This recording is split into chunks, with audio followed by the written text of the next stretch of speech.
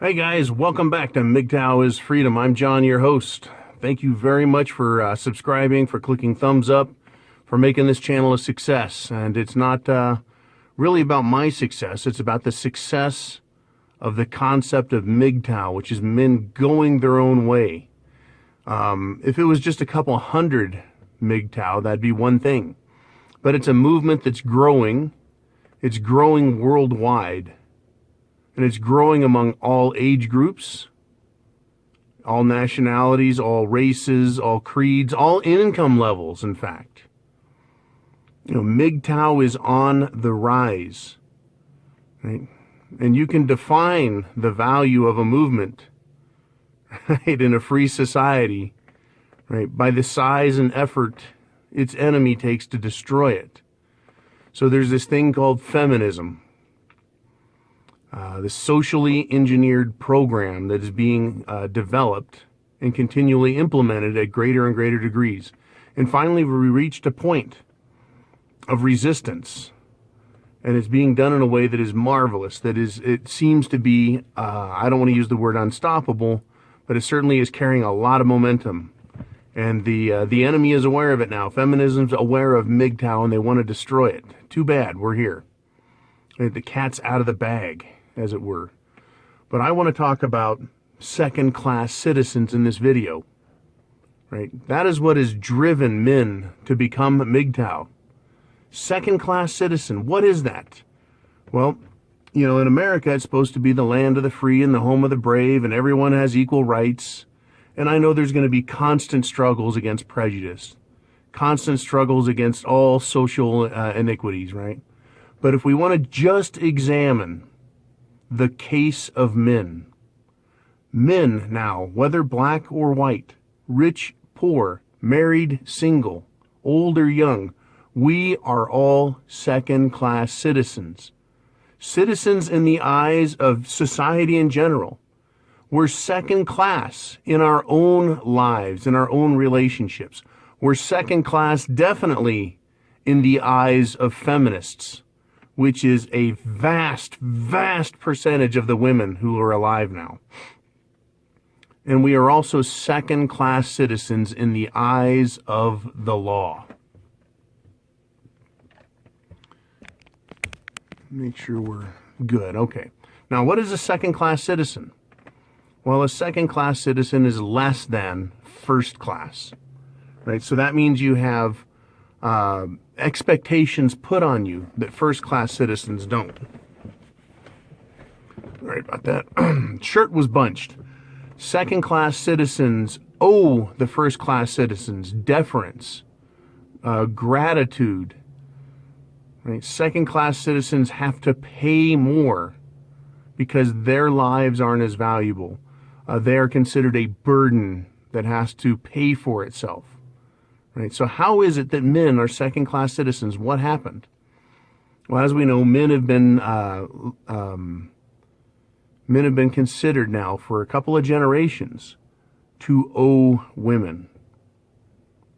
Right? A form of retribution has occurred, and it has gone through social and political circles and legal circles to get there. But here we are. So let's talk about men in a personal relationship. The woman is considered, not through any action, but by the prejudicial nature of the way people look at the relationship. Women are considered the better half. Carte blanche, up front, nothing earned. She's just considered the better half. The man has to defer to her instantly. And if he wants any higher status than that, he has to start fighting for it. But you start off in a relationship with a woman being considered less than her. She is the better half of the relationship. You're already second class. When you're in the relationship, women are now dominating the decision making. They're dominating the control of the purse strings. Men are second class financially and as far as the relationship is concerned. Women are dominating. What does that mean? What does that result in? What's the fallout of that? Men are by nature dominant creatures. We have to be in order to survive. That is how nature has played the game for thousands of years.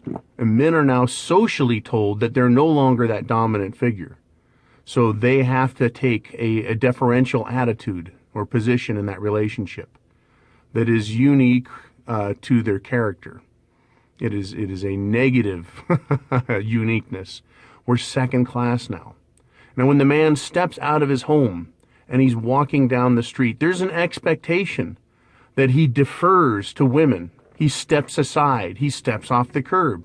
He gives them the right of way. He gives them courtesies. Like at a stop sign, you go first, right? You point to them. Go ahead and go first. Ladies first.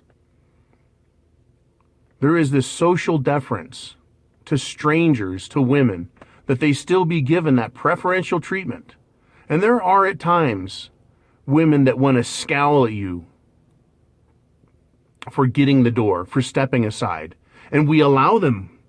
We bow our heads. There you go. Well, I'm really sorry to be a man. You're in a constant second-class citizenry mode out in public. And women can even scowl at you. They can even say, well, I didn't need that. And you have to accept that. That's just a woman, right? I can't do anything. But it's no longer just a woman. Now men go, oh, it's a woman. My God, I need to bow, right? They are afraid of women. Women are now intimidating to men. At work, women demand to be given an opportunity, right? When you're a second-class citizen, you ask, you beg, you plead. In court, you plead or you pray to the court, right?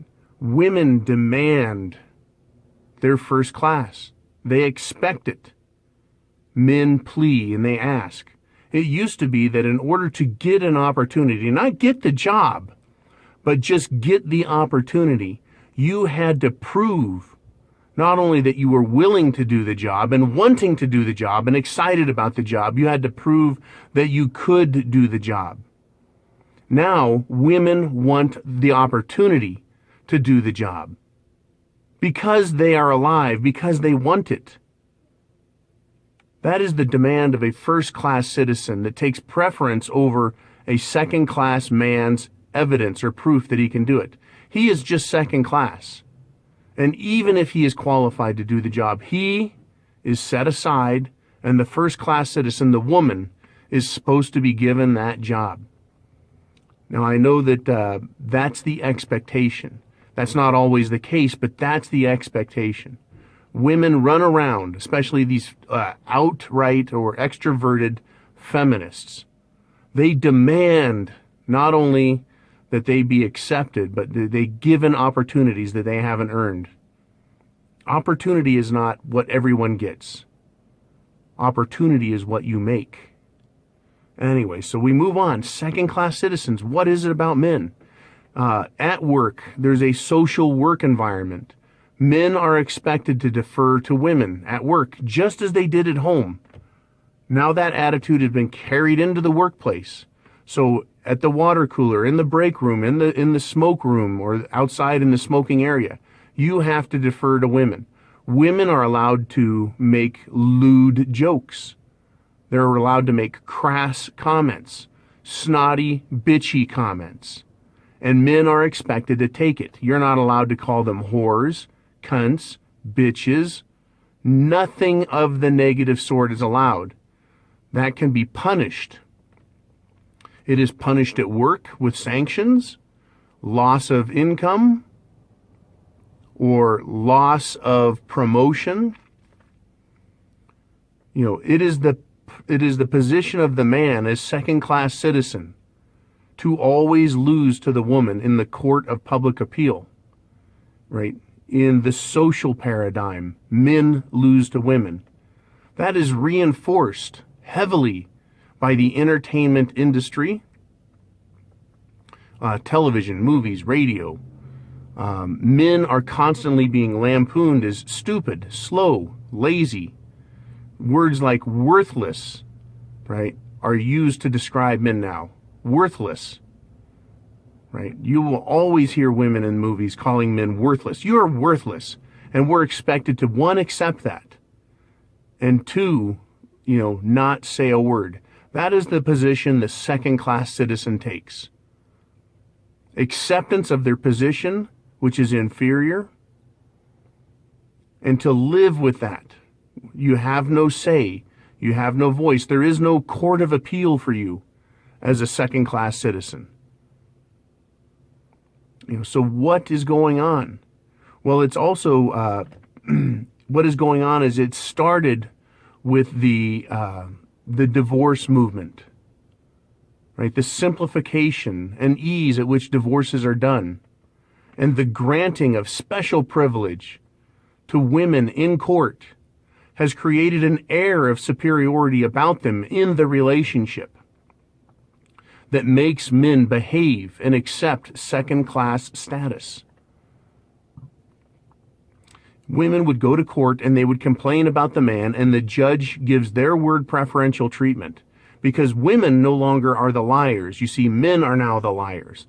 Men are now considered untrustworthy. Men are considered stock. Men are considered stock, untrustworthy, and worthless.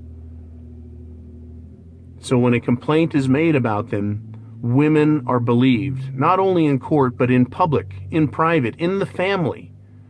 Right? When my ex-wife has more say over what I am to my own mother than what I say, that is not correct. That is not right, right? It doesn't play. So I must be a second-class citizen.